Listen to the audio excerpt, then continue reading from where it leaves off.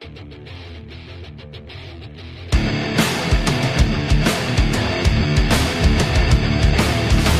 see you as small and helpless. They see you as just a child.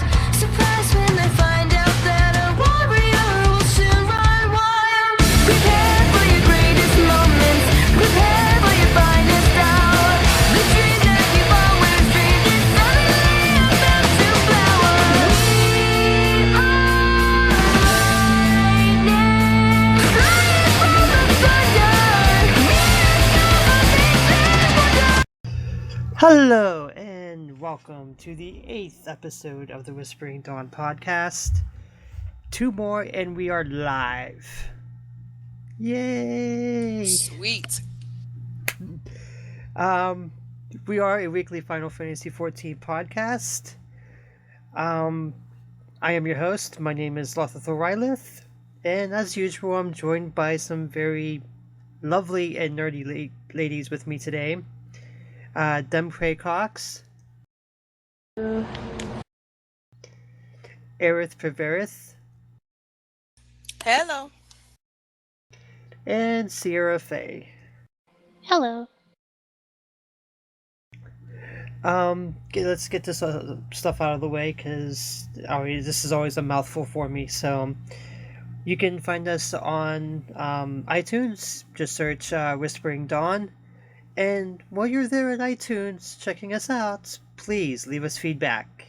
It actually help us get more exposure too, because the more 5s we get, 4 or 5s we get, the higher up on a list we get put up. So please do that. You can find us on Stitcher. You can find us on Twitch now. Twitch.com Whispering Dawn. If you need to contact us, you can find us at whispering_dawn, Tumblr at the Whispering Dawn, and on Facebook, Whispering Dawn. And you can always email us at thewhisperingdawn@gmail.com. And how are you ladies doing today? Doing awesome. Oh. Doing good. Okay, before we actually start here, let's get some house cleaning stuff out of the way first. As I alluded to at the beginning of the show, we got 2 more weeks till we're live. That's right, June 21st, we are going live. We're going to be on Twitch. TV, I think. Whispering Dawn. Are you guys excited? Or are you ladies excited? I'm really excited. Yeah, I'm excited. A little nervous, but mostly excited. Excited and nervous at the same time. I think we agreed to 10:30 p.m. Eastern time. Yes. Yep, I think so. I'm gonna put that on the Twitch page, and the other thing that we're excited for is early access.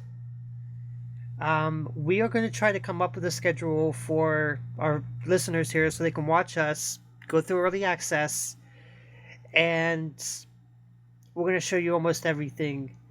I know I'll be doing Astrologian stuff. Aerith is probably going to go monk stuff.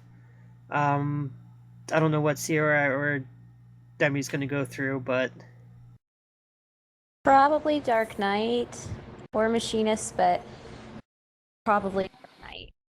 I'll probably get straight to leveling to 60. I might do that too. I'm not sure. I guess we'll see what happens when I get there. so we'll have that on the Twitch page as well as soon as we get the thing for that. And I think we're doing that to get the countdown to our live show. Is that correct? Yeah. Yeah. So, we're trying to get a whole bunch of things going for you, for the listeners here. Keep in mind, on that show, we're also giving away a 60-day time card. Almost said hour again. I see that. So yeah, 60-day time card, which is awesome. I still don't know if Giganta is still doing anything for that, and I know I'm going to be doing something. I just don't know. I was thinking maybe either a Steam card or something like that. So we'll see. Got 2 weeks. Oh. And the last thing I want to mention before we start is, most of our listener base already knows because, most of them follow the Chocobo Dash podcast as well. But we were their guest yesterday, and I had a fun time. I know, Aerith, you weren't able to be there, but Demi and Sierra, how did you guys enjoy that podcast? I thought Yeah. they were a ton of fun and they're hilarious. Did. It was great. It was really enjoyable, and they were so smooth, and it was just wonderful. That means I get to go on by myself next time, right? We'll hook Yeah. you up with something. Yeah. No, it has to be with everyone.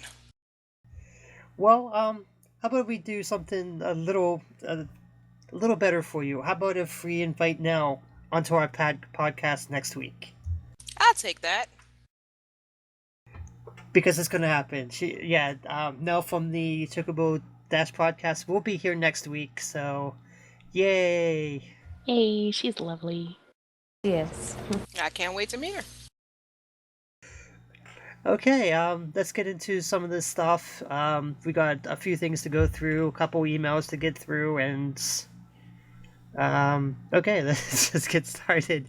The first thing I want to start out with is Steam users. You might have noticed we finally got our pre-orders. I'm excited for you guys. I'm excited for my husband. So, yeah. It took me a few days after they went on sale to get the collector's edition because it was $30 extra.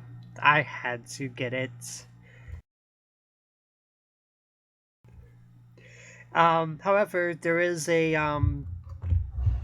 problem with Steam users. I didn't have the problem because I didn't get the free trial version first and then upgraded. So if you got the free trial version and then upgraded, I think the latest that they said was you have to contact SC to get it all straightened out. And that's the same thing with, I believe, Aerith, you said the PS3 and PS4 users? Yeah, you don't have to contact them, but they said that you wouldn't receive your code anywhere between the 16th and the 18th. Oh, that's... Like, come in the box with your physical? Because, see, I ended up getting the digital, so. I don't know if it's a box and physical. I was just more concerned about the code to have the availability for early access. So I'm just hoping they don't screw this up. Well, I know one thing. If they do, they know exactly what not to do when 4.0 rolls out. Hopefully. I don't know. Hopefully I they was learn. trying to read Fingers about it crossed. earlier, and I'm a little, I guess, confused about the way that it rolls out for the digital. Maybe it's just me, so. I don't know. I'm gonna mess with it a little bit later, but I'm not gonna worry about it right now while we're talking. Yeah, that's probably the best thing. They did actually do some early access stuff already. They announced that it's going to start on the 19th at, let's see here. Sorry, I was kind of looking through the thing as we were going.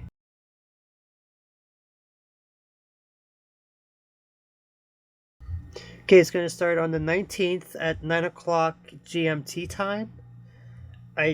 Sorry, I don't know what it's on my time, so... Anybody know what it is? What time is it, GMT? 9. I don't know. Let me see if I can figure it out. 5 a.m. Eastern. Okay, so 5 a.m. Eastern is when it's going to start. And it's going to last until June 27th, 2015 at 12:01 a.m., which I believe would be, 4 days after the regular version's out? Yep. So I'm glad that at least it's not like, okay, your editions, you can only do it from like the 19th to the 21st or something.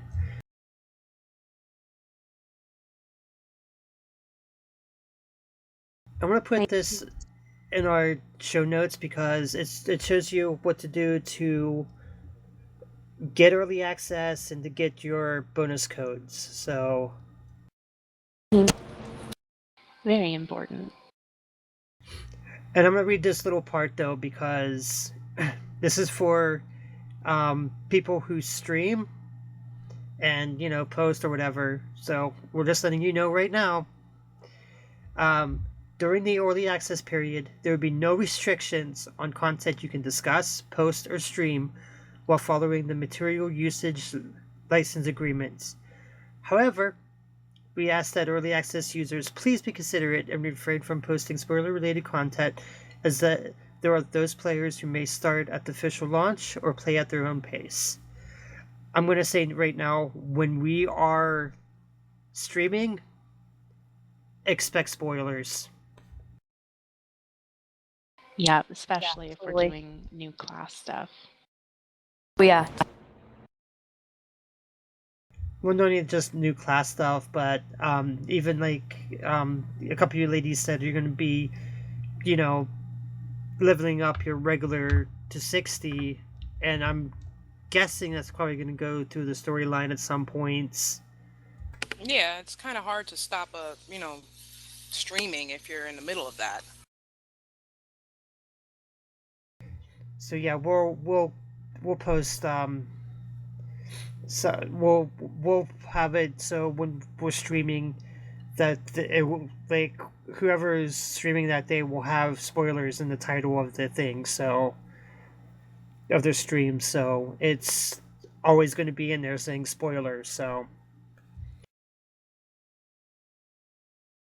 I think that's kind of a given, So, we're going to be streaming new content. If you don't want to see new content, don't watch. That's how I feel. don't tell them that. We want them to watch. Not if Only you're if gonna they won't complain yell about at it. us. I'm just saying. I want them to watch. There's your spoiler alert. It's a new content. So if you don't want to watch the spoilers, don't watch new content. Technically, everything you watch is gonna be a spoiler. Yeah, Exactly. that's true. Exactly. Alrighty, well, to go hand in hand with the early access stuff, they released some new lore stuff as well. Some of the major players we're going to see in this new story, I guess. And I guess we'll start off with Iceheart herself. She's gonna be back. I have mixed feelings about that. Yeah, same here. I didn't figure it was going to be over, so I was not at all surprised.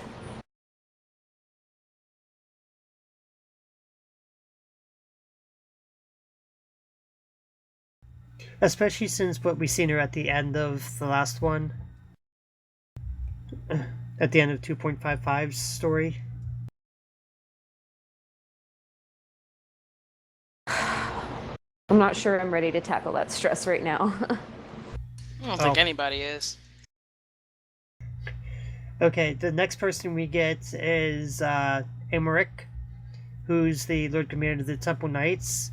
And yeah, I kind of want to... I'm kind of like stressed out about him right now too. I think he's good people, but he's Ishgardian, so He left us. He left us when he could have been helping us, and that... I'm not going to talk about him. Sorry. I'm just interested to see. I mean, I guess he has to change his mind if, we're getting Ishgard in 3.0. It'll just be interesting to see how they weave that. Yeah. Sure it's gonna be flawed. I'm sure it really looks like they have it planned out so well. And if you watch the new trailer that they have, it really got me in the feels. Walking in with Tataru and just they did so good at implementing, making you feel like such an outsider and just dragging up all this other stuff. And I just felt so worn out and down and eager to get in and see some positivity. I am too, but let's continue on these key characters, people. The next person we get is Count Edmund Deadfortops. And in this picture, I'm sorry, he looks kind of snooty. Yeah, he does a little bit, but I read his description and I'm kind of excited to meet him. I am too, but I thought... Didn't we already meet some Forteps people? I think there's some in Coerthus. Okay, well, I know this next person we've already met, and that's the current Aegir Dragoon, Esthininian. And I thought he was a she when I first seen him too. Well, I think that there's nothing wrong with there being kind of that fluidity, and maybe that's a sneaky way. And this is, of course, a complete and total, guesstimate here, but a lot of people have asked for them to, take off like the gender restrictions on certain glamours, and so maybe this is a way for them to kind of breach that. I'm not sure. That's probably just a shot in the dark, though. Okay. And the last person that they actually do in the key things, I actually want to meet this guy because, I don't know, he's the political authority in the Holy See, and that's Archbishop Thurdan the Seventh. To me, he reminds me of an Ishgardian Kane Senna. And that's Guardian what? An Ishgardian Kane Senna, leader of Gridania. Mm-hmm. Oh, okay.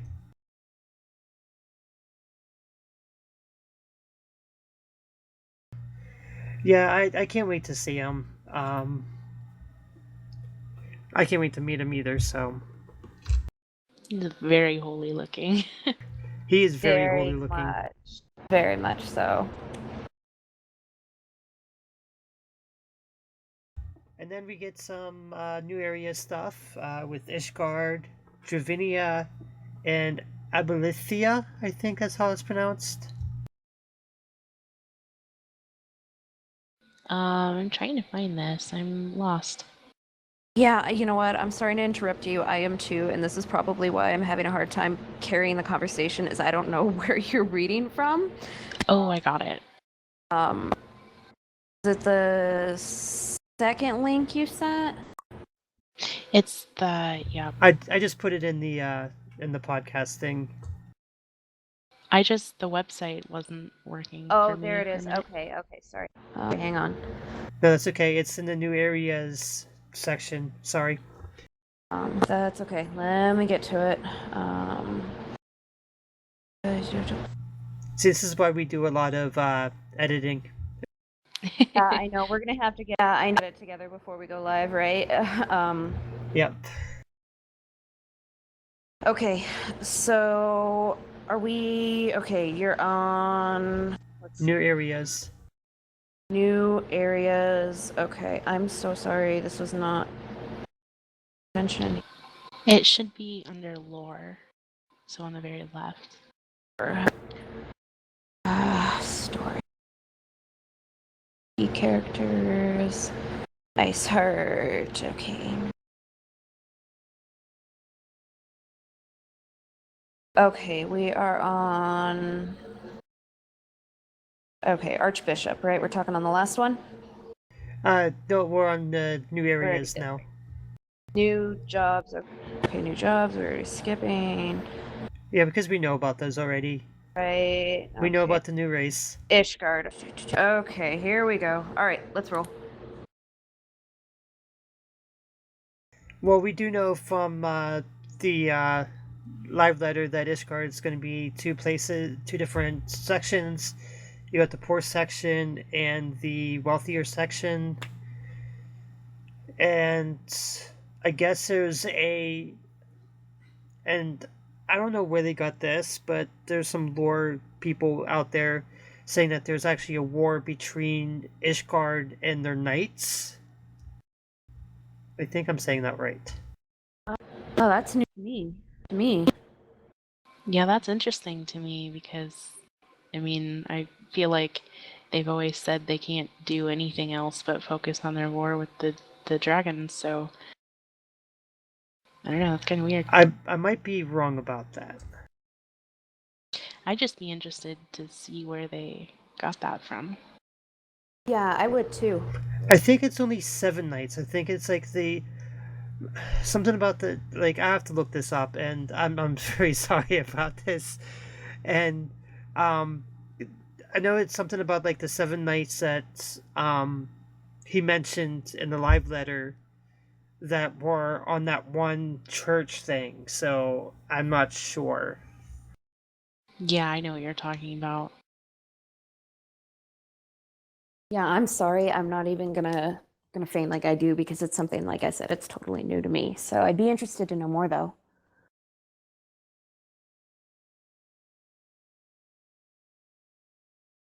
Sarah, do you want to read the next bit about Travinia? Sure, you want me to read that description? If you don't want to read the description, just read like a summary or something. But yeah, description's fine. Okay. For Dravania, to the west of Abalathia's spine lies the rugged mountainous region of Dravania. As its name implies, these lands are styled after the dragon Ken who call her forelands home, long feared by the people of Ishgard. The hinterlands to the south bask in the beauty of the Thaliak River and fields of evergreen. They once played host to the great seat of knowledge, Charlayan. But alas, she was abandoned in the Exodus 15 years prior. Left to the wildlife roaming her once proud estates, she is resigned to slowly fade into memory.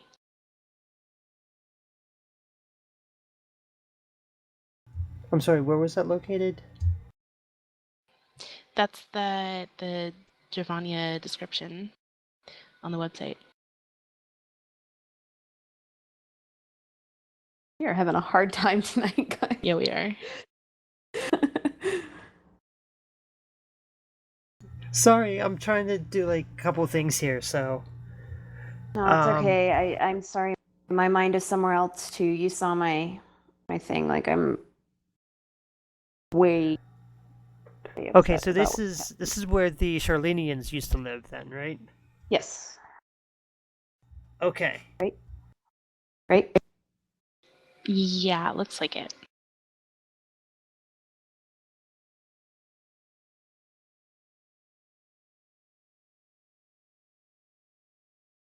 I don't know what it means for the land to be styled after dragons, though.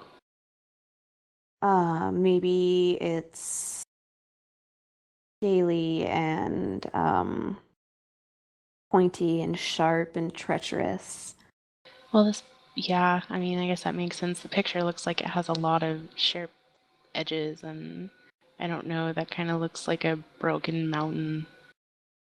Yeah, and that's kind of what I saw in it. It looks like it's very the colors are very much kind of muted a little bit. And to me when I see like dragons and things in Final Fantasy, they tend to be kind of on that color scheme. So maybe that's what it is.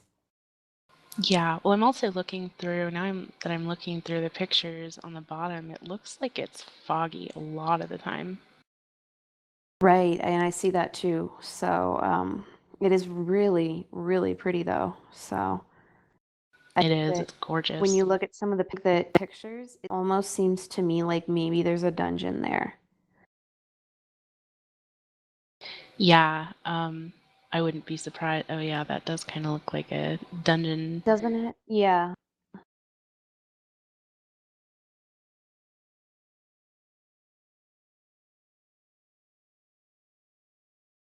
We want to go over the next one. Yep. Go ahead and if you want to take Sorry. that one. Know why. Okay, the next area that we're going to talk about is Abalathia. And the description here says, nestled in the mountains of Abalathia, the Sea of Clouds. The water and wind aspected energies of the surrounding area create a perpetual mist reminiscent of clouds, thus making the location true to its name. These same energies can be attributed to floating islands within its mist-shrouded borders. The unique climate conditions of these islands have given rise to heretofore unseen animal life, and with the advent of airship technology, Ishgard has slowly expanded into this brave new frontier. I'm really excited for this zone. I think this is the one that they've showed off the most. I think so too, and I This think is that the it's city in the so clouds, pretty isn't it? Yeah. too, and when you look at it, and I can just imagine what it's going to be like to just crank up the surround sound and get right on the edge of one of these floating islands and just take a look down and see where they take it and what they do with it. And Square has always been really good at making something so beautiful. The landscapes are always just fantastic, and this to me embodies that ideal Square Enix world, I guess. Yeah, definitely. And it's so bright and open and Cheery, kind of too, definitely the opposite of Dravania. So Oh if you yeah. get there and need a lift, go to Abalathia. Yeah, there you go, right? Yeah, that's very pretty too. And in the pictures, it actually looks like there's was that Vivanna as well? Yeah, I think so. The sky whale. Mm-hmm. All right. Well, next Yeah, I day see up. it too. Or actually, when you look at that, that might actually be Oh, Bismarck. Bismarck. I'm sorry. Yeah. Yeah, I think No, that's Vivanna. Yeah. yeah, that's he's a new primal, right? Yep, Yep. Which is what we're going to talk about next, right? that is correct. He's the ruler of the clouds, worshipped by the Vanu Vanu. Folklore tells of the legendary white whale said to swim in the sea of clouds as if the waters of Rutenio. According to the Vanu legend, however, Bismarck led their ancestors to the floating islands. With waves of fury, he purges his domain of those who would do his followers harm. He looks so cool. Going to be one heck of a fight. I'm really stoked to see how it's going to look, and I hate to say it, but I have to admit that I really hope that they're not designing this fight much in the way of steps, because it's going to suck the life out of it. It's going to for me. The one thing I did hear was that you can be knocked off your mount during that fight. So almost like Titan. Or like Oh yeah. So basically, Leviathan up in the air. well, yeah. Yep. A mixture Oh, of that's pretty. Leviathan and Titan, maybe. Well, the EX version of that is going to be quite interesting then, huh? Oh yeah. Yep. Hopefully, they give out flying mounts. That's what drops. There you go, right? Well, you do get one if you pre-order. You get one in the storyline at the beginning. So you got your personal and you got the Fat Chocobo. So You got plenty. Yeah, There's never enough. exactly. It's like minions. There's never enough minions, and there's never enough mounts. This is true. Um, the next is the Vanu Vanu, actually. Aerith, you want to take that one, or are you looking at that? Hold on, I'm getting to it. This I'm getting is kind of how lost here. professional we are, folks.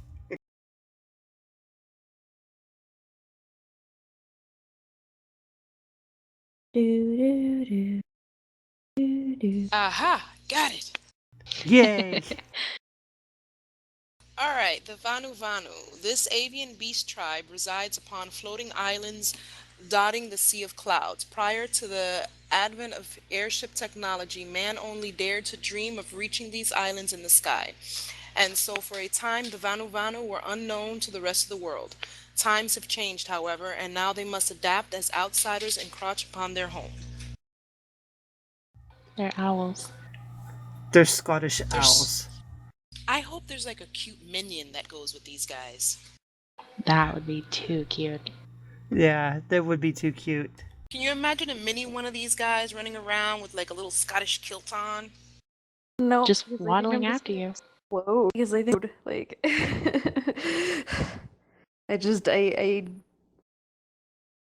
I'm a mother, so I watch a lot of Despicable Me, and all I can think of is that line where she's like, "It's so fluffy, I'm gonna die." She's so And fluffy. it's not I'm gonna fluffy, but it's so cute.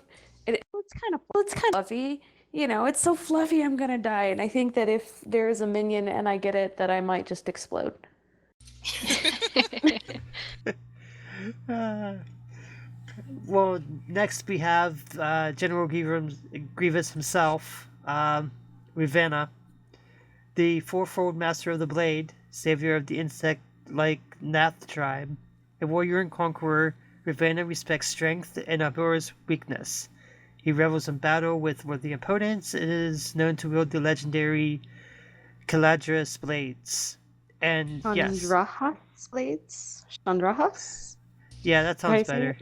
That sounds Chandra. better. So I don't know. Can you imagine? Chandrahas, yeah. Can you imagine if they do weapon drops off of this one for glamour purposes?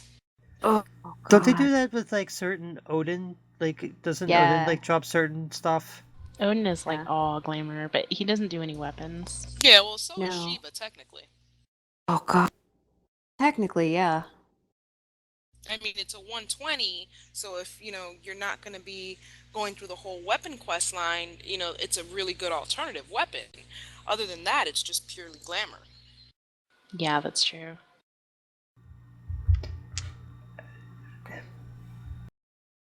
Are we whispering? Yes, we are. Okay, hello, people. I guess so he's probably gonna be a primal, right? Yes, he thought- is a I thought- primal. Okay. So my concern on this is it going to be another Odin? And if it is going to be another Odin, I don't know if any of you guys have ever healed Odin, but it is Terrible. I'm horrible. tempted to stab myself. I'm tempted to use a fork. You're spending Not your anywhere entire time crucial. rezzing people. It is just, an awful fight to heal through. And once I got my clear, I've never gone back. And I will if someone needs the clear, but I really, I'm kind of hoping that the things that they're bringing forth now and the fight with this guy isn't going to end up like another Odin, because it was just not fun. Titan EX, that's fun. That Odin, it's not fun, and it's never going to be fun. The one thing I will say is we did see, him on the in the live letter. So there's a little video with him, but I'm not sure if it's going to be like an Odin fight or if it's just going to be like maybe like Shiva's fight or any of the other Primals fights. Or maybe it'll be something completely different and new and interesting. Hopefully. That's what I'm hoping for. I'm looking forward to seeing everybody run around like chickens with their heads cut off, not knowing what the heck to do and trying to figure out mechanics and yelling at each other, trying to figure out which way works best. Yep. Well, I somebody love wants to that. read about his Jedi followers there. Jedi followers. I'll read about his Jedi followers.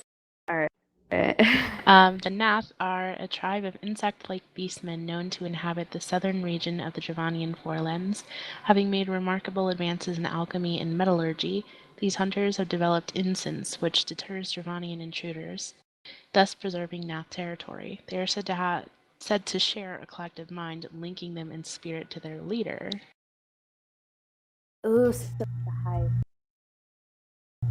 I'm sorry, they do look like little Jedis there. They They do. do look like Jedi's. Their hands kind of creep. Me out though. I was gonna say that weapon that one is holding is the drop from I want to say Stone Vigil. But That beetle. It It is is. familiar to me too. That place exactly where. Yeah, I want to say it's the Black Mage weapon from Stone Vigil, which is kind of interesting. I'm gonna have to go back and do that and run it on and try to get that because that looks awesome. It is pretty cool. Well, these guys are kind of creepy, but they are little Jedis. Yeah, pretty much. I like them. They do kind of make me think of Star Wars for sure. I don't Yeah. know, but those hats they're wearing, or heads, or whatever the heck is a shell, that would be so perfect if you can take that and glamour it onto a monk. It'd be like Big Trouble Little China. Right. And not to sidetrack a little bit, but have any of you actually seen that video that went viral? What was it? Kung Fury? I don't think No. so. No. You need to see it. It's off the wall. It's crazy.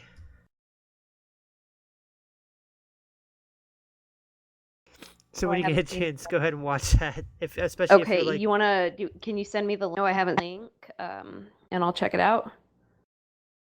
yeah, I can do it after the show. Sounds good. But we got to talk a little bit of Midgard Summer's children here. The first brood. What was it Nidhogg and I'm not even gonna attempt that one. Hraesvelgr. Hraesvelgr. Come on, guys. You never played Skyrim? You gotta be pro Yeah, at the but I'll let you Viking guys butcher it. pronunciation. Hraesvelgr. I think that's right. I mean, I don't know. No, Nidhogg was the one we've already seen, right? He's the one in Steps. Well, the one in the actual fight is Bishop. Yeah, that's Oh, That's a okay. bishop. Well, Well, it says, let's see. Do you want me to read the description go ahead. real quick? Real quick. All right, Nidhogg is one of the great 7 worms born of Midgar Sormer. He is said to have terrorized Kurthus since Ishgard's founding, spreading death and destruction for the past 1,000 years. History speaks most notably of his clash with King Thordan I. Though the battle cost the lives of the king and many of his men, Nidhogg would not escape unscathed. The hero Haldrath plucked from his skull a trophy, a treasure simply known as the Eye. This relic of unimaginable power remains sealed deep within the vaults of Ishgard. So that's been in the story so far. Yeah, I do remember that. Yeah, I remember going through that in the main story. And That's probably why I got him confused with the one we did fights in Steps. right, Yeah. they were talking about the Eye being very closely guarded, there being a concern. I think that it had been stolen and given back to him. And that was part of what was leading up to the end of the 2.5 content was, and I may be wrong, that the Eye was given back to Nidhogg, that one of Iceheart's followers got it, and now it's being given back to him. Correct me if I'm wrong on that. It's been a while since I've gone through the end of that story. No, you're right. Well, anybody want to read the Hraesvelgr worm? As long as I don't have to pronounce that name. Yeah, go ahead. You don't have to pronounce it. All right. One of the great seven worms born of Midstorm. I can never pronounce that either. Even Midgar now, Stormer. there you go. What she said. Yeah. Even I now, he used to makes his take home. biology. Even now, he makes his home in Eorzea. None can attest to sighting this terrible beast, nor can they deny his menacing presence. Legends say the great dragon nests high in the mountains of Dravania. Records of his existence have faded into memory, but woe betide those who glimpse dark wings against the sky. He is so cool looking. He I is want that as a mount. really. I do I don't. too. I don't. He is very menacing. When I look at him though, like, I kind of feel like he looks like a T-Rex with wings. When you look at his legs, like they're just so tiny. Like he's such this big, powerful dragon, and he's got these huge horns around his face, and then he's got these itty bitty tiny little legs. Got like Lalafell legs. That reminds me of Meet the Robinsons. I have a big head and little arms. Exactly. I have a big head, little arms. That's gonna be every time I see this guy. That's what I'm gonna think. And maybe when I encounter him and actually fight him, maybe my mind will change.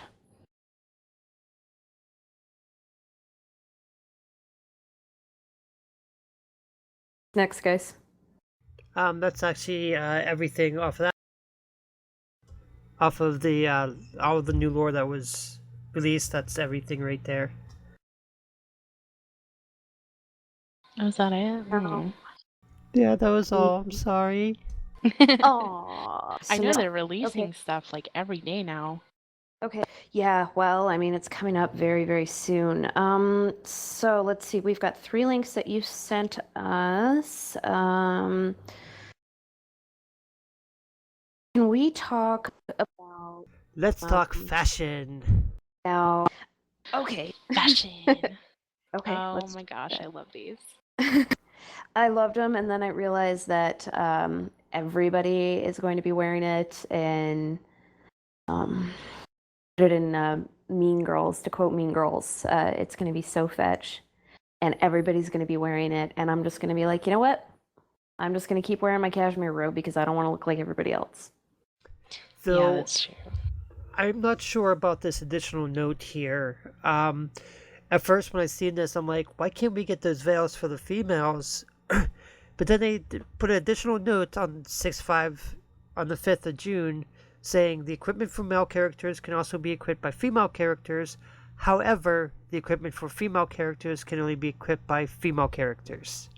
Yes, and there's so much backlash on that. I think there's one big petition thread on the main forums about that. I Kind of don't not. know how I feel. I mean, I'm glad I can wear the veil, but Kind of not. The main thing I don't like about that is I feel like looking at it that the wrap on the head is going to be the main part, and then I feel like if you visor, that's going to show or not show the veil. So I don't want to have to wear the top with the veil. I just want the veil. I think so Yeah. too because it does say that the thing is visor on, visor off emote. So yeah, I don't know. I think that outfit looked pretty good on my monk. Oh, it'll look great on Monk or Ninja. It'll look really good. Yep, especially depending on what color you make it. Because for me, as long as it's not pink, we're good. it's gonna look good on Osterluchen too. I'm sorry.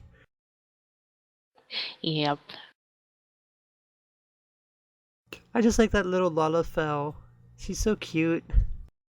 I am saving up money right now specifically for those outfits because I don't know how to get them, but I imagine they're going to be really expensive. Probably.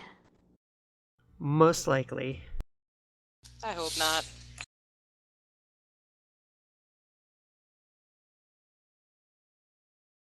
So I guess this is gonna be our summer fashion, is what they're saying. So yeah, I don't know. It's gonna be in Heaven's Word, so hope maybe it's one of the festivals. Oh, that sounds like it. I mean, that would really be great is if it was a festival because, it'd be really kind of a bummer to have it be something that is a really rare item that you can't easily get, and you have to have, millions and millions of gil to go and buy it on the market border. You have to spend months working on uh,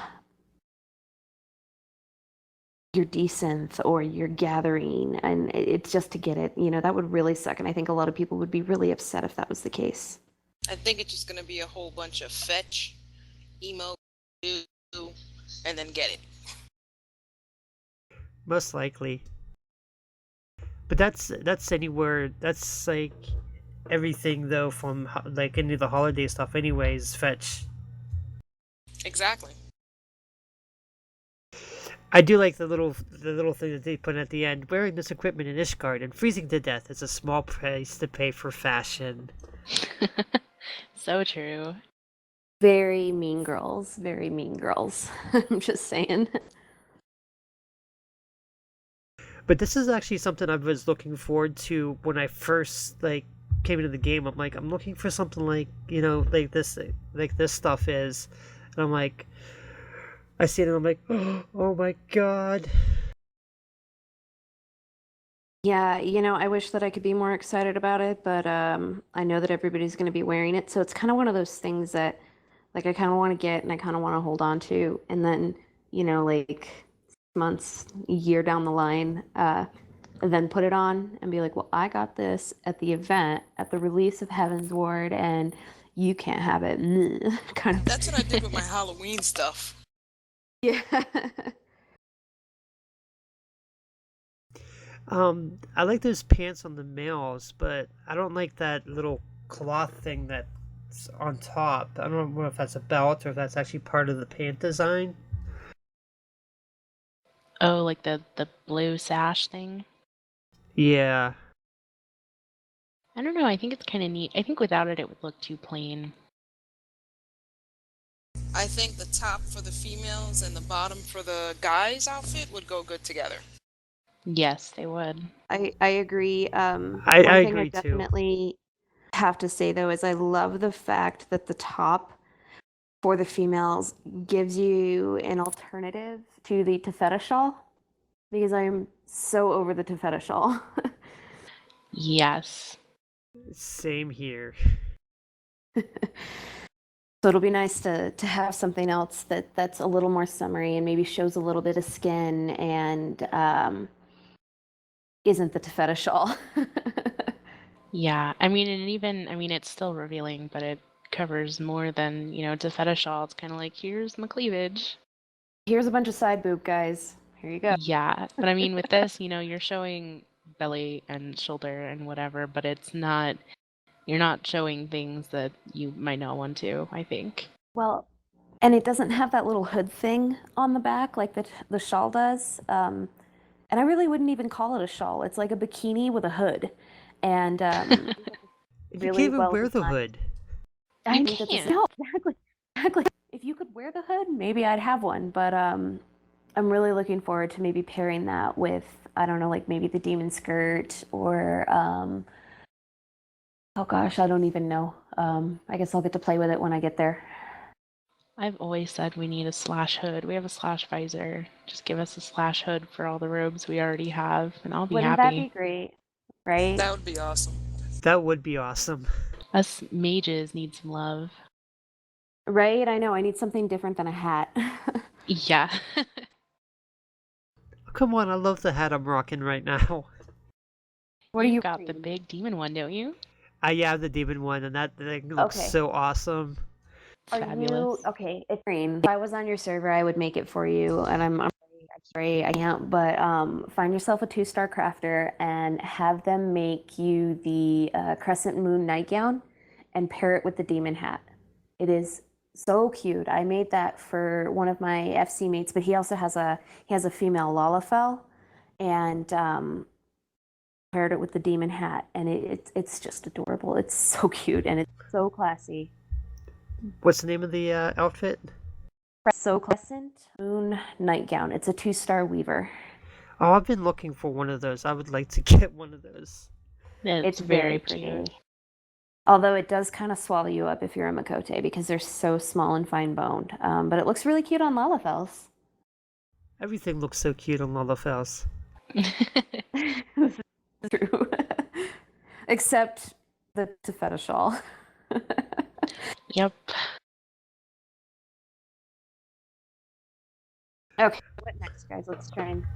I know All we're doing right. a lot of editing and stuff, and I know we're all really distracted. What next? Let's try to stay focused too if we can. I'm We trying. got email. We got email. Yay. And I wish Giganta was here because this is actually from somebody from her FC, so... Yeah, and Yay. I had replied to it. Let me grab that email. I'm gonna let's actually see. I'm gonna read the one that you did not reply to, because he sent like 3 of them. I'm gonna read this one, and if you want to, you can read that last one, because this one is a long email as well, and this might have actually been the one that you. Hold on 1 second. Sorry, It was the next one. Let's see. Oh. because I'm on the okay. So, alrighty. I'm gonna read the one that says, "You guys are awesome." All right, go for it.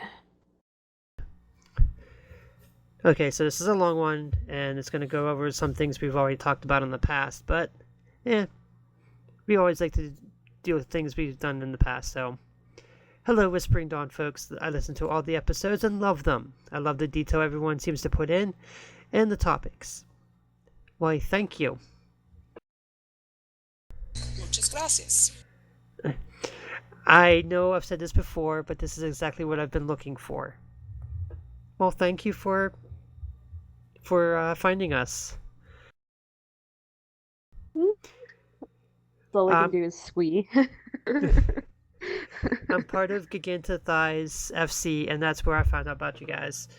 I'm excited to continue listening. I think one thing I'd like as a topic is how great MMOs are at bringing people together. I was talking to a fellow FC member, and I asked them what they did for a living. One worked at an airbase, and the other in a call center for hotel booking.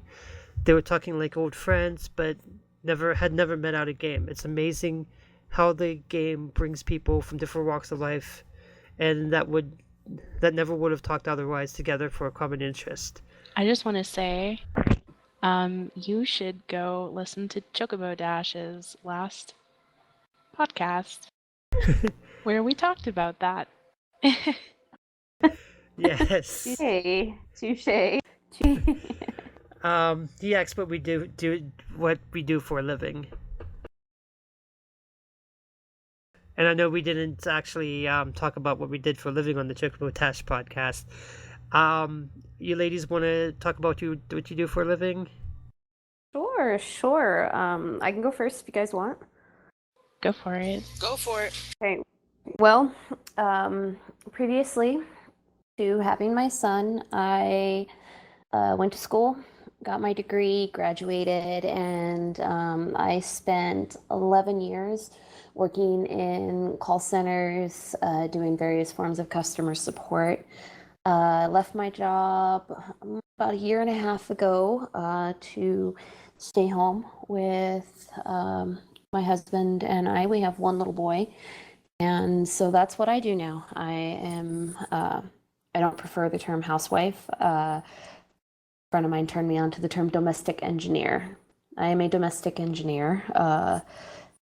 Going to work on continuing getting into graduate school, maybe getting a real estate license, and maybe going into counseling within the LGBTQ community. And so that's what I do and what I hope to do. That's awesome. Very nice. Yeah. Okay, Aerith, how about you next? Okay. I currently am a domestic engineer, as Jem said. Have been for a while now. I stay home with my two little ones. I have an 11-year-old daughter and a 9-year-old son. I also help take care of my mother-in-law and my husband. I'm lucky enough that my husband has a great job and I'm able to stay home and enjoy this time with my kids. Um, Up until the last 2 years, I did work. I've worked as an accountant and I also did some graveyard security. Um, but it's not quite as fulfilling, I guess, as being able to be here um, with them and with the kids. And I get to see my hubby when he comes home. I do miss working. I miss socializing outside of the kids. Um, Other than that, yeah, it's about where I'm at. I I feel you on that. Like I have completely lost all of my social skills. 'Cause I spend all and a lot of times I lose. Exactly. And how about you, Sarah? No, mine's pretty easy. um, I'm right now I'm just going to school. I moved back home kind of recently, I think 6 months ago from Chicago, and I was working out there for a while, just part-time cashier stuff. And then I moved back home and I transferred my community college credits, and I'm in an English degree program at the University of Phoenix. So that's what I'm doing. That's awesome. And as for me, I kind of got I, I I say 3 to 4 jobs, and two of them don't pay me, and I'll explain in just a second here. Um, the two jobs that do pay me, I'm a server at a restaurant, local restaurants, and I also work graveyard. Well, right now I work graveyard shift at a gas station. Um, when their normal graveyard shift person comes back, I'm going to be shifted over to daylight. So there's that.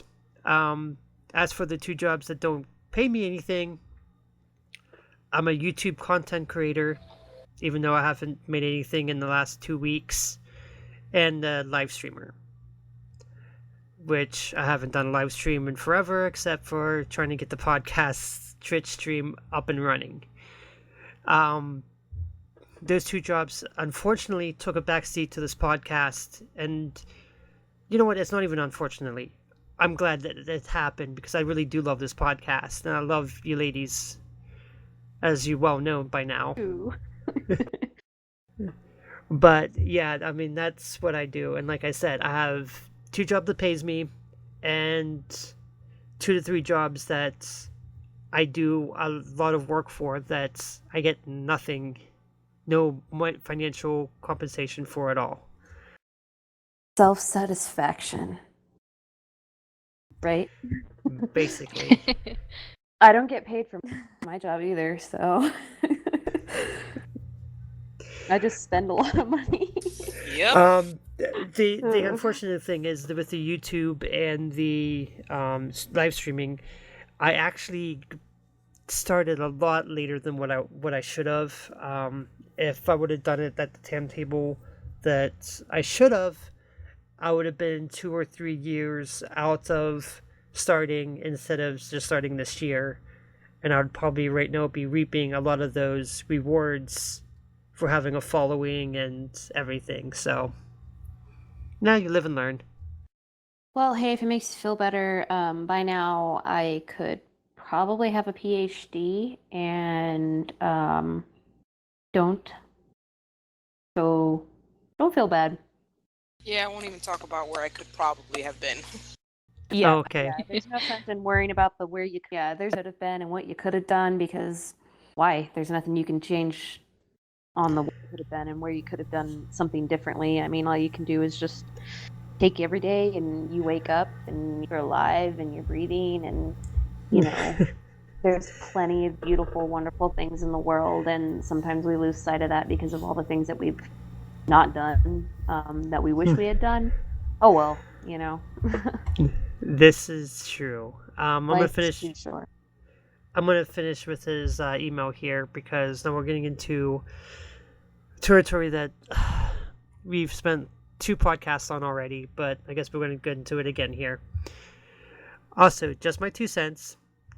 Don't want it to take over the show. For fear of continuing the topic about feminism further, I will only add my 2 cents. I personally agree in women's equality and therefore do not differentiate between sexes while making decisions. However, when it comes to debate, I think both sides are a little wrong on how they use their defenses. The one example I'll give is the women in football.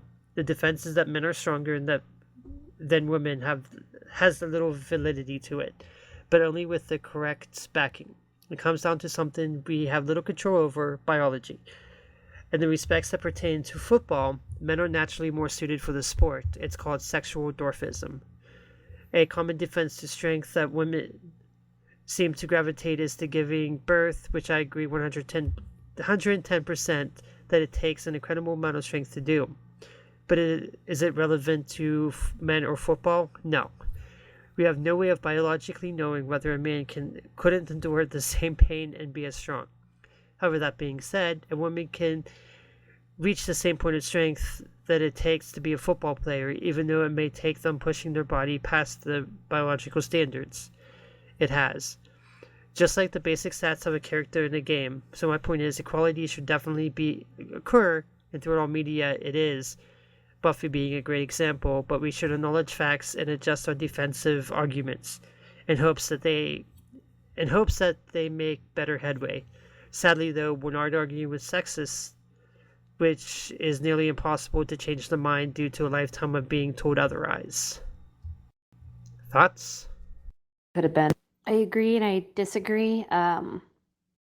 If I could visually share with you all the picture of this woman today that I saw at the gym, there with her husband, and that lady was built. I mean, she's got more muscles than most men do, and I have a lot of friends that push themselves in a sense beyond their biological limits, and I kind of think that's a good thing. For me personally, isn't that what evolution is all about? Is mutating your genes and growing because of that, surviving, changing. And I think that some of the biological constraints that may face women is becoming less of a factor now. Social constructs and societies that we live in to exist as a human race will change our genetic footprint over time. And, regardless of what it's going to come down to in our generation and in our reality, there's going to be racism, there's going to be sexism, and it's going to bleed across into our virtual realities. But that being said, in a sense, I don't necessarily feel that something like sexual dwarfism, which for me is a new term, is anything that I even think of anymore. Because I see the changes that are happening in the world. I see women reaching up and being on the same level. And it's a process that's going to take a lot of time. Rome wasn't built in a day. You can't change something that has been ingrained in our social and genetic footprint for centuries within one lifespan. But there's been great strides and great changes towards sexual equality and ethnic and racial equality, and it's really cool to see those kinds of things. See things like women getting into MMA and boxing, and it becoming a trend nationally for gay marriage to be legalized, and women thinking of running for president, and we have a Black president, and those kinds of things to me so beautiful and so fascinating. And then when you get in game, the fact that you still see those kinds of things, I think is just the natural progression. So I guess that's kind of my thought on the topic.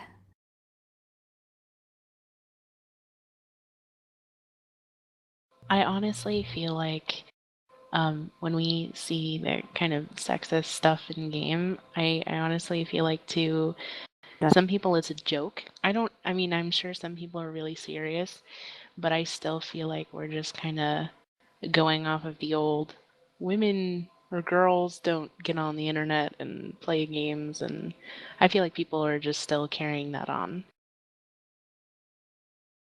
Probably, and you're right on that. And like I said, for me, it's kind of the Rome wasn't built in a day thing. When I was young and I was playing video games, kind of caught a lot of flack for it, being a girl gamer. And now that I'm older, oh, you're a girl gamer? That's cool. That's actually pretty hot for a guy, right?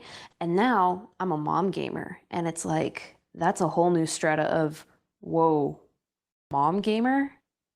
You sorry, I grew up with a mom gamer, and that's how my mom and I hung out and bonded. And it's all gonna, I don't know, I guess I lost my train of thought on that. It's all gonna run its course.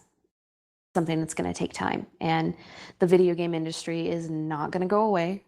Um, but like I said before, Rome wasn't built in a day. And no matter what, you're always gonna have those people that are sexist or biased or racist. It's always gonna be there. This is true. I'm for sake of time here. I'm just gonna read the last portion here, so we can get going. And this is a subject we're probably gonna devote another podcast to because there's just so much in the subject that to tackle, even in like an hour or hour and a half session, is not feasible at all.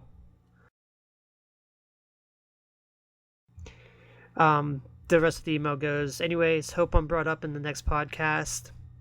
You were. Hi. Also, I wasn't kidding about the joining in and talking about dragoons or anything else, really.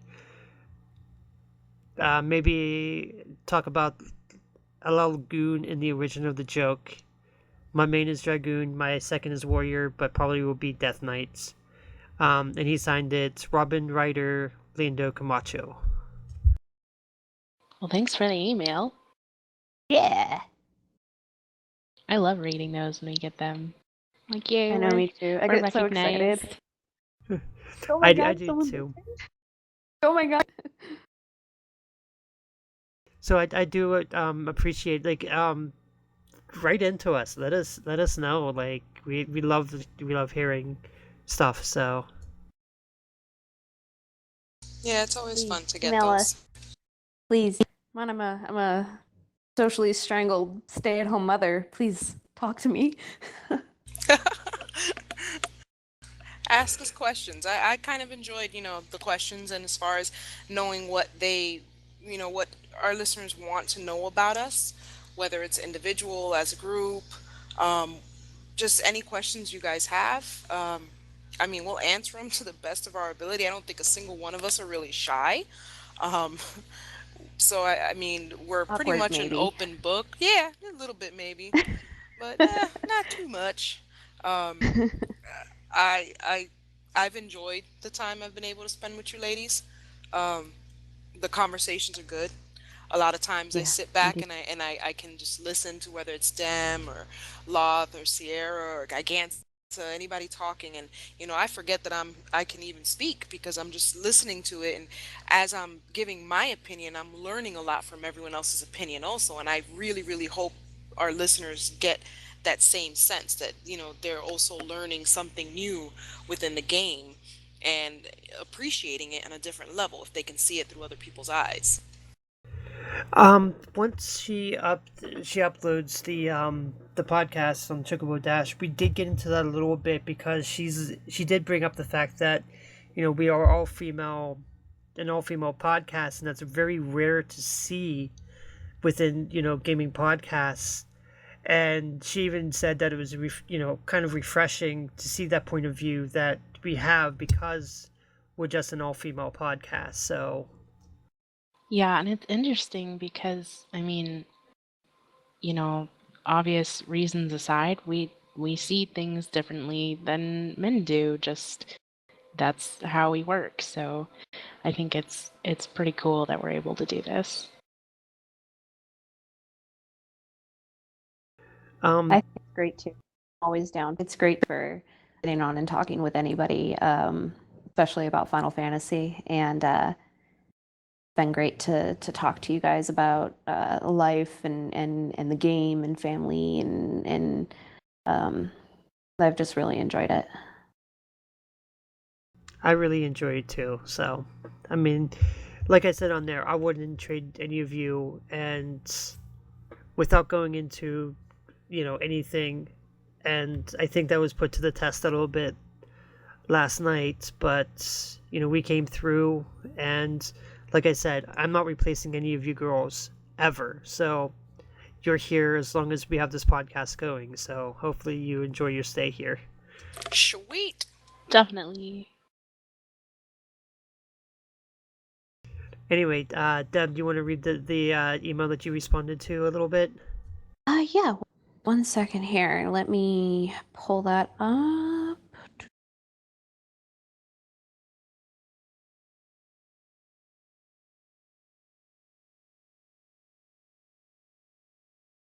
Okay. Says hello again. Just finished listening to the most recent episode. Was a lot more interesting, maybe because I was caught up. Add to the topic about getting bored with the game. I found myself in the same situation before, grinding away at stuff and only logging on to do the traditional expert roulette. However, I found a very fun free company that changed all that around. I found that the game becomes a lot more fun with a good FC. I've been in dull FCs and I've been in elitist FCs, and they sort of killed the game for me for a while. Robin Ryder. So, I'm definitely with him on that one. I've been in I'm not my free company right now is kind of a private one, just among like, 4 or 5 of us friends that we all met in game. But the big thing, I know I talk about my link shell sometimes, but I've never been closer to people in game than I am with the people in that link shell. It's amazing. And they are the main reason I'm still logging on until Heaven's Ward. It's kind of hard to do anything. yeah, I feel like that with my free company and the people that I've been playing with for a while. You really build a bond with people, and it brings you back time and time. When you've run the same dungeon 300 times, you'll still log on just to run it with them. My FC is kind of still in the process of, building a base. It was created with a bunch of real life friends and my husband. Um, I left an FC to do that. I left the FC on wonderful terms, and I actually still run things with them. Um, and I think I get a lot of enjoyment from coming on, and the jokes that you dish out with some of these people, and it's ongoing and running things, and it's fluid. Although it's a headache sometimes dealing with an FC, it is a place in game to call home. That's how I feel. It's a place to call home. Yeah, Um, if that I was wondering if that made any sense to anybody other than me, because you have your home, you have your real life, and then you log in, and this is like your secondary life, your alternate reality life. That definitely makes sense. I think that might be a little bit of my problem because my FC isn't on all the time. Like, if when I log on, I can probably get maybe one or two people in them, you know, beyond maybe, depending on when I log on. Sometimes when I log on, the entire free company's on. That might be my problem is, I might just need to go to a different FC. I might need to join some different league shells because I Just come to my server. You can come into my FC. I will make you an officer in my FC, and you will have loads of fun. Just like my old FC used to say, everything, stay salty. Take everything with a grain of salt. We have fun. I have the same thing as you. I may log on, and sometimes it's just literally me and my husband, but sometimes it's me and my husband and two of my closest friends. Um, and usually, if we can see four or five people, we're like, "Ooh, cool! You want to do an expert roulette together?" Uh-oh, Eartha's gonna pull us all to her server. Come on, Yeah. come have fun. Wouldn't that be awesome if we were all on the same server? Not to, I know this is like going way off the mark here for a minute, but that how cool would that be? That No would actually drama, be. all in one FC. We can just have so much fun with it and not have to stress and have enough people to run things. Just with us, I think we got literally every single class covered. We'd be good. I I do would have love to practically be every able to single have us class. on. I would love to have us on the same server, um, but unfortunately, that's not the case at the moment. I Um, can't leave. I have a huge free company and I can't leave. I can't I'll leave. make See, 3 alts. I have a small free company, but they're a company comprised of friends that I have had for so many years, and we have gone through every major game together all the time. Um, we live in different states now, and Final Fantasy is the one place where we can all meet up and Yep. literally just discuss our day to day. and not only that is it would be nice because the one thing that they did on like the Chocobo Dash podcast and even on the LBR thing is that the people of the podcast can actually sit down in like the same virtual room and just be all there at once, which is something we can't do. All the Yeah, that would hours be. My FC is always open.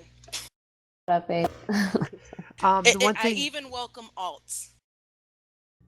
the one Uh-oh. thing, the one thing I will say is my boyfriend is actually on a different server with an alt, and he might change servers. If that happens, I'm probably gonna go to the server he's on.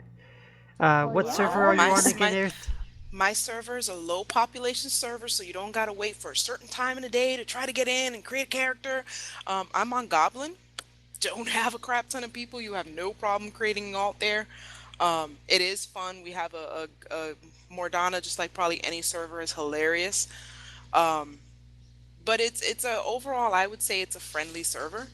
And RFC's, pretty good. We're not so big, like I said, and we're comprised mainly of me, my husband, two of our closest, well, now four actually of our closest friends, because we got two of our friends to finally join in Final Fantasy, so they're still noobs right now.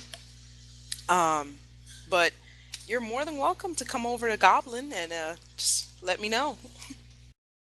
And my FC's name is Ohana, which means family.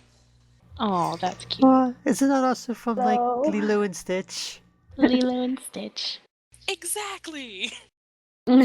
I am an That's alcoholic, awesome. so I will probably end up there at some point.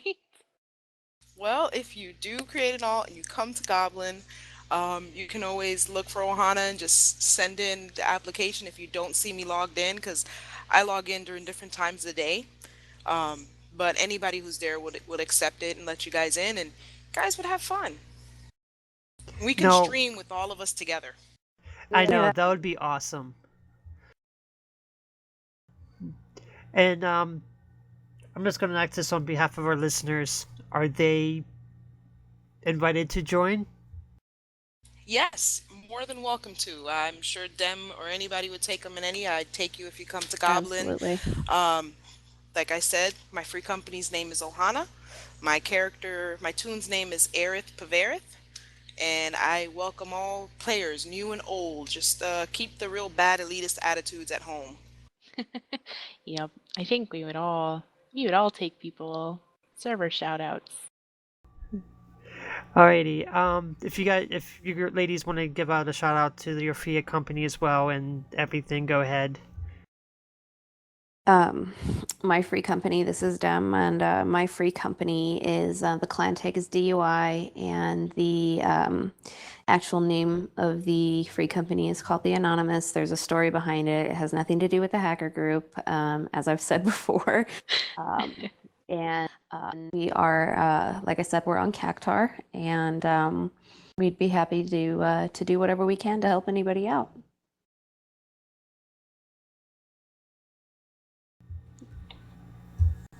Okay, how about you, Sarah?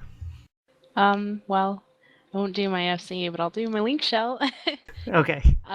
We are called Cutie HQ, and we are home of Team Get Stuff Done. That's what we call ourselves. No, we are super laid back. We do get a lot of stuff done. I mean, coil clears. We're all working on T9 right now. We're not ecstatic, but we're pretty close to it.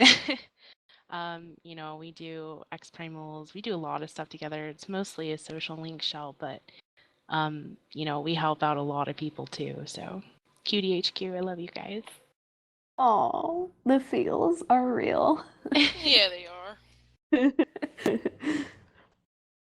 If I could remember my Link Shell's name, I would definitely plug him right now. I'm sorry.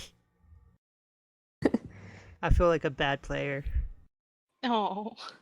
Oh, I well, would. well, next I've. time. I mean, it's not going to be the last time that we're going to talk. So maybe next time we can kind of set aside some time to do some shout outs and some other things, and maybe if anybody has something that they would maybe like to broadcast a little bit, a social link shell or a free company that's there to help people out, maybe we could. Well, I know I shouted out Ohana as my free company, and I love them. Um, I would like to shout out my old free company simply because they're always very helpful to me to this day, and that would be H&S Heaven and Sea on Goblin. Uh, Piper, Scheme, Tiny Rad, you guys are awesome, and Gisela. And I really appreciate all the help you guys give me every single time I need it. Maybe do I could totally do a whole ton of shout outs to. Oh God, I know. I It'd could take just go us on 5 and on episodes. and on. Exactly. Okay, the So one thing I'm I just will gonna do stop. is I will shout out my free company because these people are, even though they're not on all the time, they're awesome. And if you want to join me on Sargentanis, this goes out to listeners. You ladies are welcome too. Unfortunately, I don't think I have the officer approval yet to add people, but if I You can, I'll can add if you come definitely. to Goblin. Ooh. The free company name is Dawnbreakers. However, the little thing that's, the little initial thing up in the thing says clam. So, That's interesting. so if you see anybody on Sargentanis with the in their, free company says clam, yep, that's Dawnbreakers. I do. When I came in 1.0 to 2.0, I actually started off on Sargatanas, so I have 2 characters there. I'll have to go find you. Yep, and we got a nice beachfront place, so we rock it. I have 0 alts. I have many alts on different servers only because when I was trying to make a character Sarnachanas, because I was doing it at the wrong times, it was kicking me over to other servers. Yep. No, see, I followed my husband. He created his character on Goblin, and once I saw him playing, I fell in love, played, and went into Goblin, and we kind of filtered all of our friends to go to Goblin. Yeah, I mean that's the thing. I followed a friend of mine who actually talked me into getting the game, so that's why I ended up at Sargentanis. So maybe I'll move to Goblin. Bring it. Come on. We got crafters, we got everything. You'll be very, very happy there. And your boyfriend. Come on. You guys be happy. Well, I just found out that he's playing on Ultros, so as an alt. Boo. But yeah, it's. I would love for us to be in the same on the same server, so that way we could stream together and be able to just to run stuff together and stream it and just be awesome like that. That would be cool. Very neat. I was just thinking, I know Chocobo Dash did their Twitter thing where they got, they broadcasted people on their Twitch and all that stuff. What if we did like an FC link shell shout out every week or something like that? We could definitely do that. Yeah, I think that's a great. Would love. That would be cool. So listeners, you got your job there. Just go ahead and tweet us your FC if you want to shout out to your FC, or even link shell, and we'll definitely make a point to shout them out and get them out there. So Yeah, your names, your servers, maybe a little description. Yeah. Before we get into this last subject, though, I do want to bring up some stuff, and it's nothing bad. We don't try to do bad stuff on this show. We try to stay positive. And that goes back to our Twitch channel. I know Sierra's been on there a couple times streaming, and I do love her for that. And I did catch that, and you guys were actually really funny. Yep, that's the link shell. We are constantly in TeamSpeak, and they are hilarious. So I do enjoy that. Hopefully you go back on sometime and do it again. And I do. And I've been on there the last couple times just trying to get our podcast stuff up and running. And Syria, I did find out what was happening with not getting the in-game video, so that's fixed.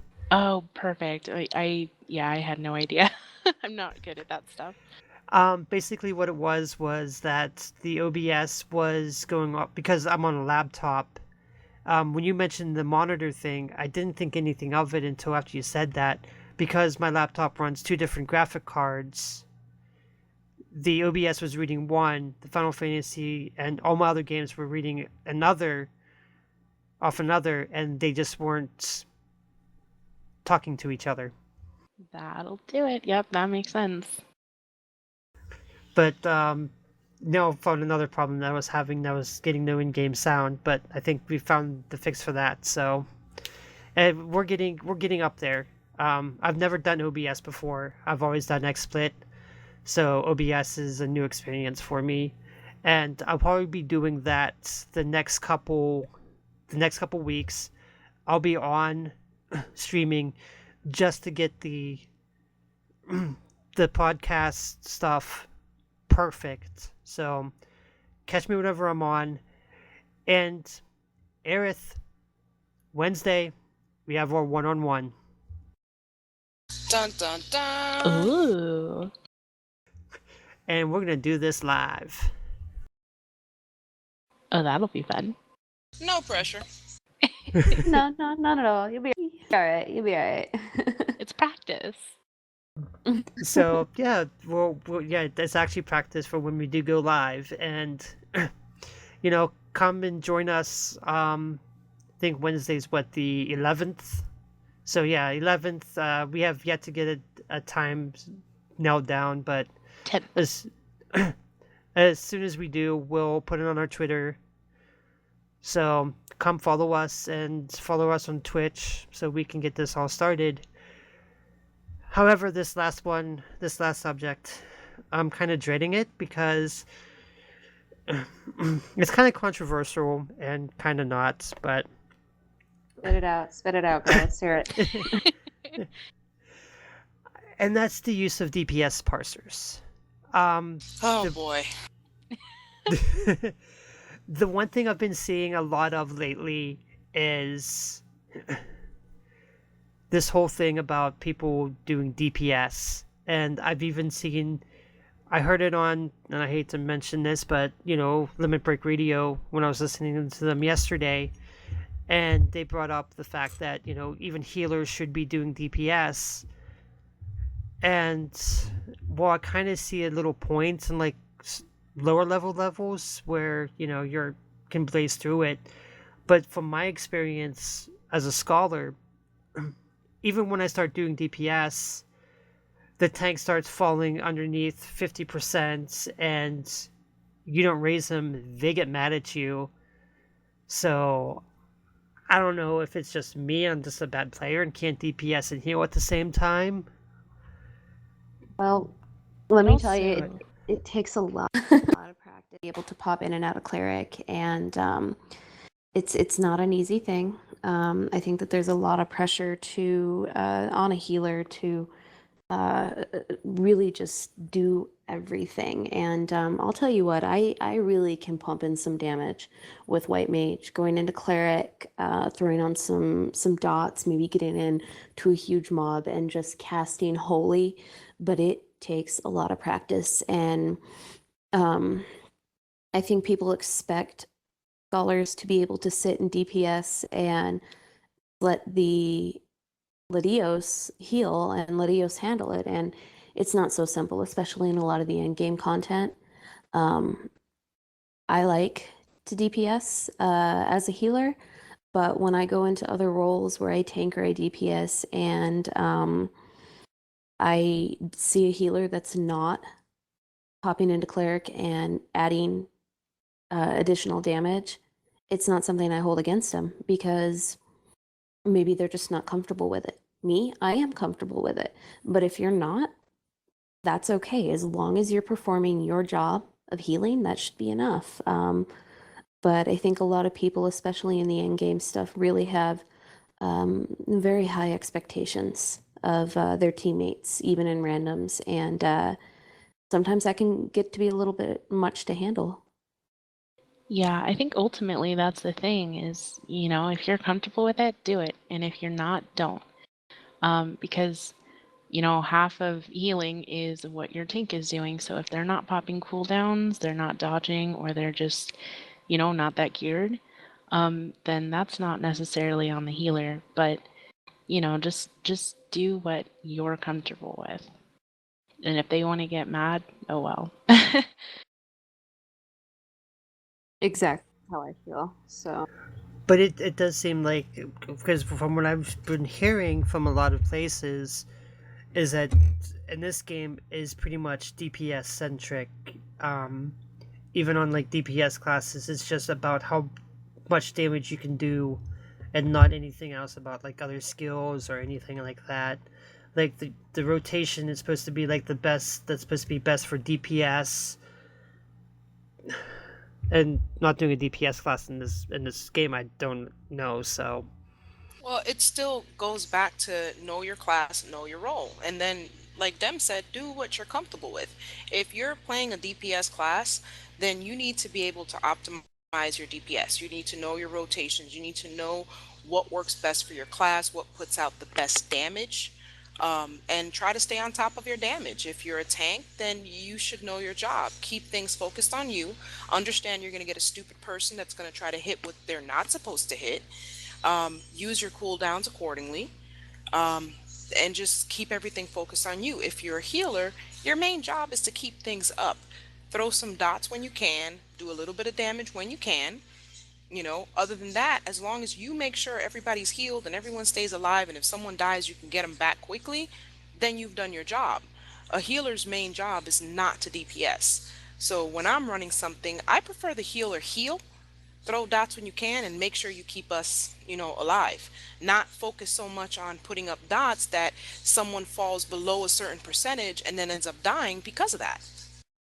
Absolutely. so advice I said I can give that I had read when I was starting the end game healing and whatnot is a good thing for a healer that served me really well, and I've kind of been able to push it a little bit more since I've gotten really geared and I've gotten more experienced at my job. But if you can aim to keep your tank at about 90% health and let regen do its work. And for a scholar, I believe that would be sucker. And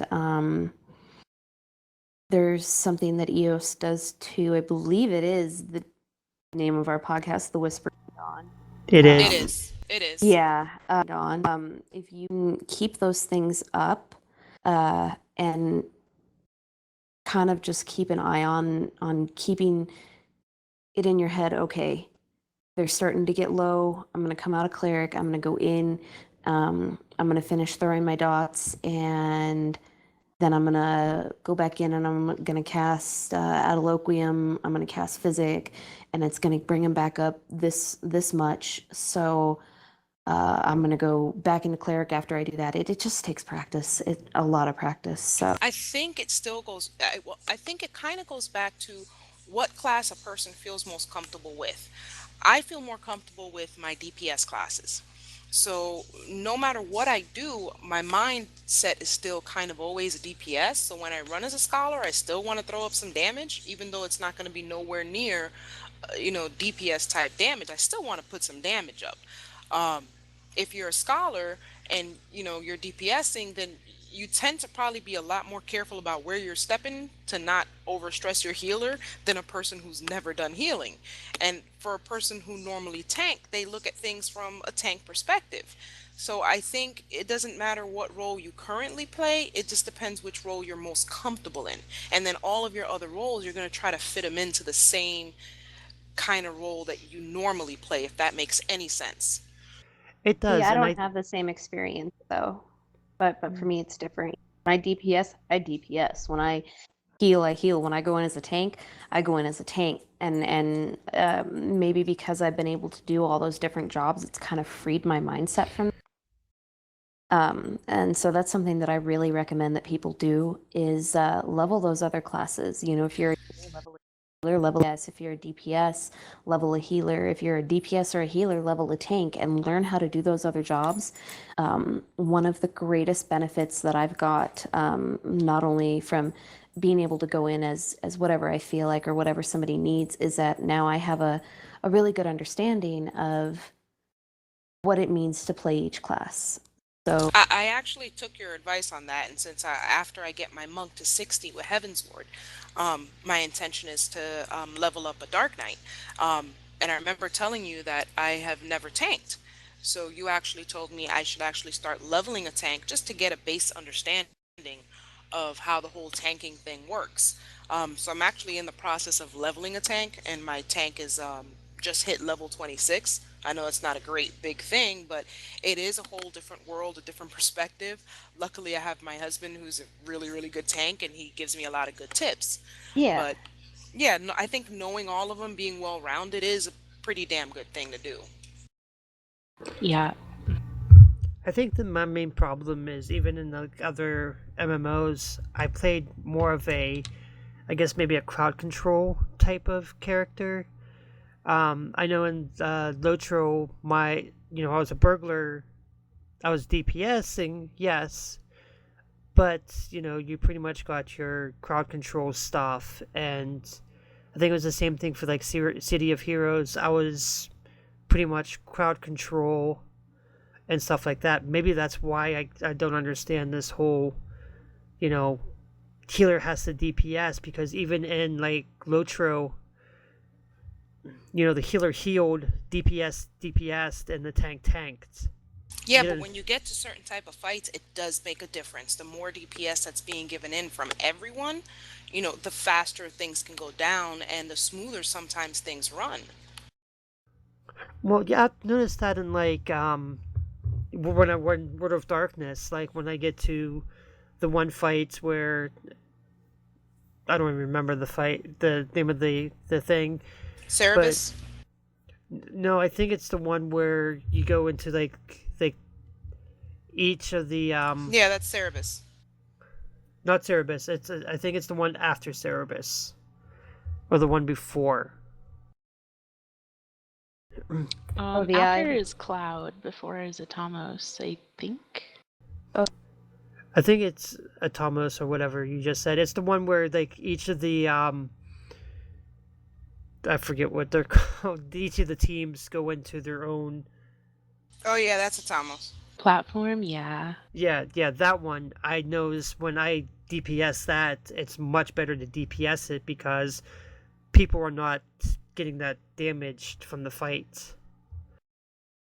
Yeah, that and something like, ST, on the last boss where the meteors are all around and no one's gonna take damage unless the meteors hit. So you might as well pop cleric stance and get out some DPS. Yeah, exactly.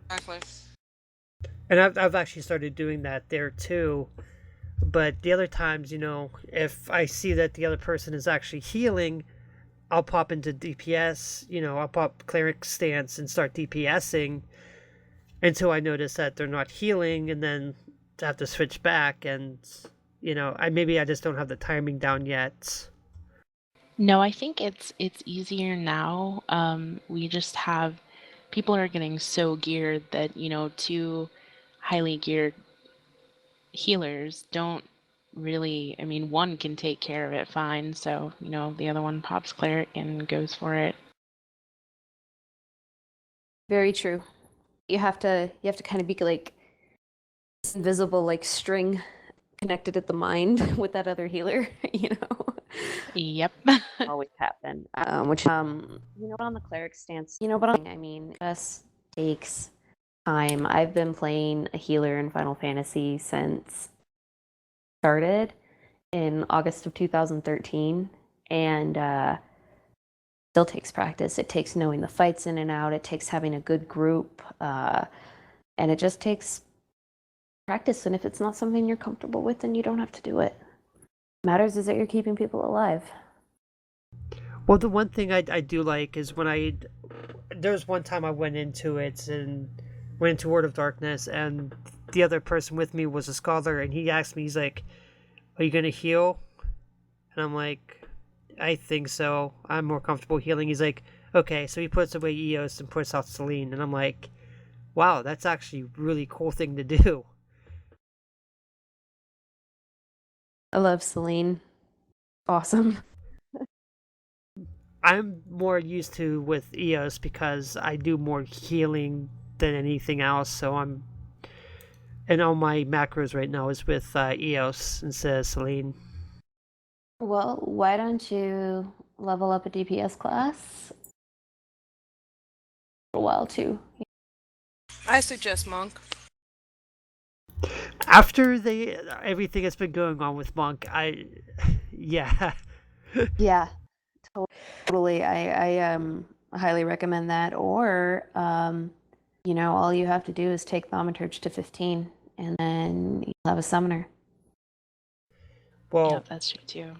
I already have. I think it's 27 right now is where my Black Mage is because I did go and get Swift Cast. So That's all I'm saying. You can go get the jobs now for summoner, and you can have a chance to take a break from it. Ah, go to monk. Yeah. Yeah. if I'm going to DPS, I'm probably going to DPS because I've been wanting to level Ninja for a while now. Ninja's a lot of fun. I got my Yeah, it is. ninja. I got my ninja to 50 when ninja came out, and I haven't played it since I got it to 50. I love it. That's my I kind of have two mains, I guess. I have Sierra, who's my caster. She's my main white mage, my main black mage. Then I have my legacy character who kind of has everything. She's the jack of all trades. So yeah, she mains ninja, and it is so much fun. I think currently I have my monk as my main, and that one is, that's my baby. She's completely topped off, has everything she needs. I have my scholar second, um, sort of the relic weapon quest and everything. She has everything. Just started leveling my tank, got my ninja to 50. My black mage is halfway to 50. Um, don't even want to mess with Lancer or Dragoon. I got it up to what I needed for my monk, and that was it. And I think that's where I'm at You've now. heard the horror stories. Yeah, it's just, to me, they're two completely different worlds. I have met some dragoons that can put in a hell of a lot of damage, and you can see that they know their class. They know it. They got their rotation down. They're good. And then you run across your dumbasses, but then again, you run across that for no matter what class. And it's just, the dragoon did not call my attention the way ninja and monk did. Monk was my number one as soon as I started, I fell in love with Monk and learning the rotations and learning what works and what doesn't work, and it's just to me it's the best DPS class personally. That's because I have a Monk that I love. I think though, if I'm gonna do it, because I know when I first started, I wanted to level a scholar and a archer, but that kind of goes into bard, and because and Lotro and almost every other MMO I've ever played, I've actually played like an archer class. So maybe I should just try that, try doing that. And my Bard is up to 50 and fully geared. I forgot about that. Thanks for reminding me. I'm glad I can remind you. She's so neglected. I took her through World of Darkness just to get her all the 120 gear from World of Darkness because I had finished gearing out my monk and I was in the process of using all my poetics to gear my scholar. So I wanted my bard to have better gear. So I took her through World of Darkness to get the drops for it. And well, Yeah, I'm I'm actually gonna be playing a lot in the next couple weeks. Probably streaming on our podcast. Because I do have a lot of Primal EXs here to finish up before the expansion comes out, and I don't know the fights. I don't know anything about them, so it's going to be fun for the viewers and our well, listeners. you're technically in luck now because since a lot of people are finding that they have a lack of things to do, there's constantly people running those either for light or for pony. Pony farming. Exactly. So watch a video, get in, and you'll get it done. Yep, they're a lot of fun. Yeah, I seen you having fun when you were doing it Except on for our stream. Shiva.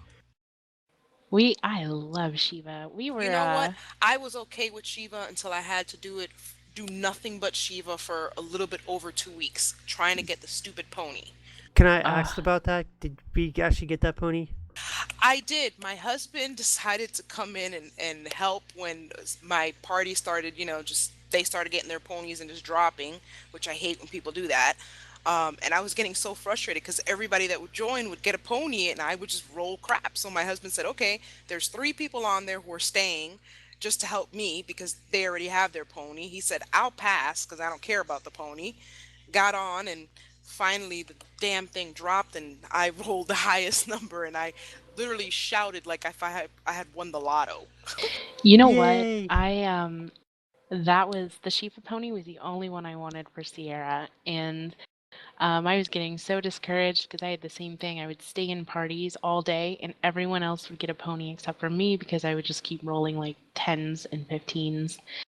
And so one day, the link shell was just like, "Hey, let's get a farming party going." And I was like, "All right." So we went in, pony dropped, and I was the only one that rolled on it. And I guess they asked everyone else to pass on it for the first pony so I could get it, and I was like crying.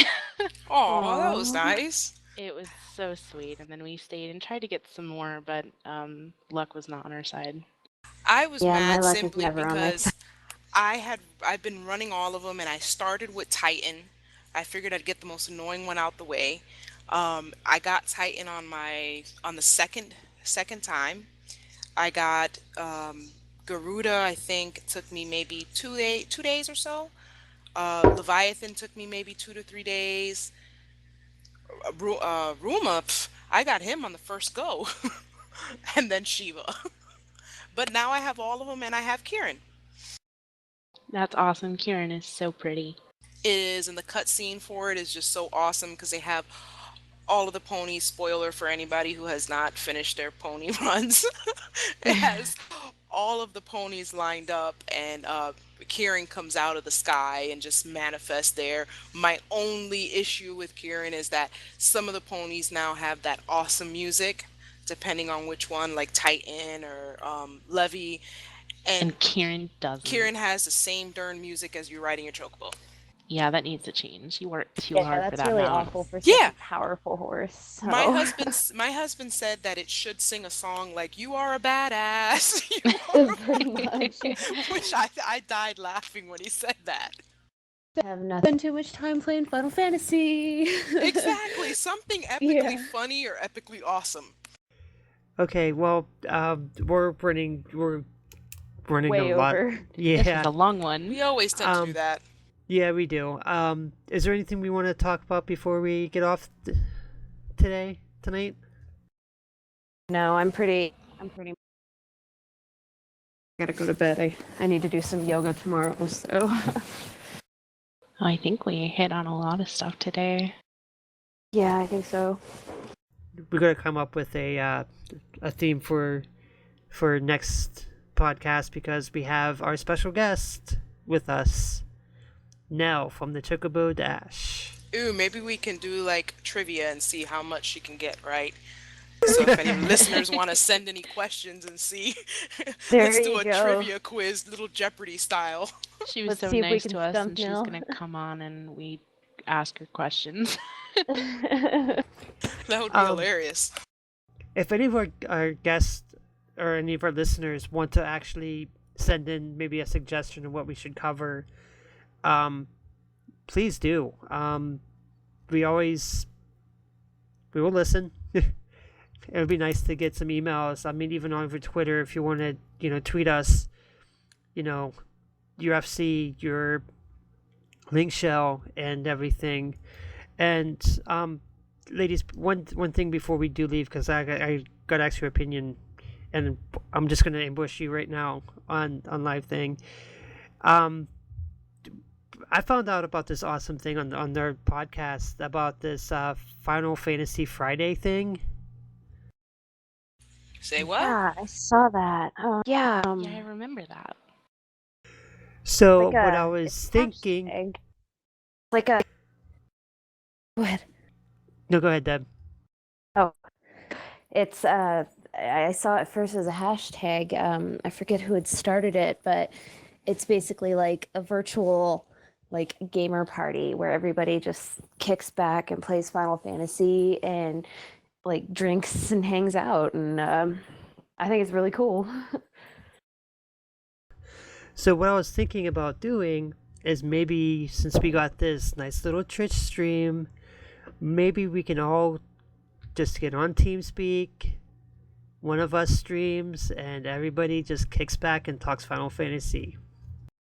That would be a lot of fun. That'd be cool. Yeah, I'm game. Okay, we'll come up with some kind of schedule. We're still getting a lot of our Twitch stuff. If you notice, our Twitch page is bare. We are working on that. We'll have it up and everything. We'll have a schedule of like most of our stuff here, at least a schedule, so we know what we're doing. So our listeners knows what's going to do. Within the next 2 weeks, we will find a schedule out for who's going to be streaming at what hours, so that way you can come out and see us. And the one thing I do want to do is with the TeamSpeak, maybe have, us just come in and out of the TeamSpeak and just, talking to the other person as they're on their stream. Or even, Demi, I know this is the way we do it is we are on Demi's TeamSpeak actually. So maybe have some of your FC people come in and out as well. Sure. I'd be more than willing to do that, and we're actually kind of still in the process of working out the kinks, but we're getting there. We do static runs, and so I'm sure that everybody would be, more than happy to participate in a live stream, and we do get on TeamSpeak when we stream. So I'll have to run it by people that do the static, but I'm sure they'd be more than willing to participate. And we're gonna have Noah on next week. The email there, we're gonna try to have him on at some point to talk Dragoon, because I think that's something we need to talk about at some point, is the individual classes. And we're gonna have other listeners as guests too, because I would love to just have guests come in and talk with us and everything, and even do it on our live stream too. When we're live streaming, just have guests in on our streams. Yeah, that'd be great. That would be amazing. just some food for thought. These are just suggestions we're putting out there. If you want to contribute in that way, feel free to contact us on our email account, on our Twitter account, our Facebook account, our Twitch account, our bank account, our... I Don't like leave my that one. bank account out of this. It's out there. We probably got Depends it. on how you're looking at it. Donations only. Or I mean, even our characters, I think I'd be okay with that. So, I Yeah, would too. I'm definitely, if you want to friend me on, like I said, I'm on Sergeant Tannis. If you just want to friend me and everything, just friend me. I mean, I can always add you to my link show as well, as soon as I remember. I know it's Kiwi something. Kawaii or something like that. Something. I'll get it. I know one of the link shows I'm on is the Limit Break Radio 1, which is Laser Beam Raptors, which is awesome as a name. So, I mean, it'd be nice for that, but we are going to wrap this up. We talked about a lot of awesome things, and we're going to have an awesome podcast. We go live July 21st. Leave us feedback on iTunes. Email us, Twitter us, Facebook us. But I'm going to say my goodbyes, and as usual, you ladies get the final word. So I'll see everybody later. all right, we'll see you later. Thanks for listening. See you next week. All right. Thanks for listening. See you guys next week.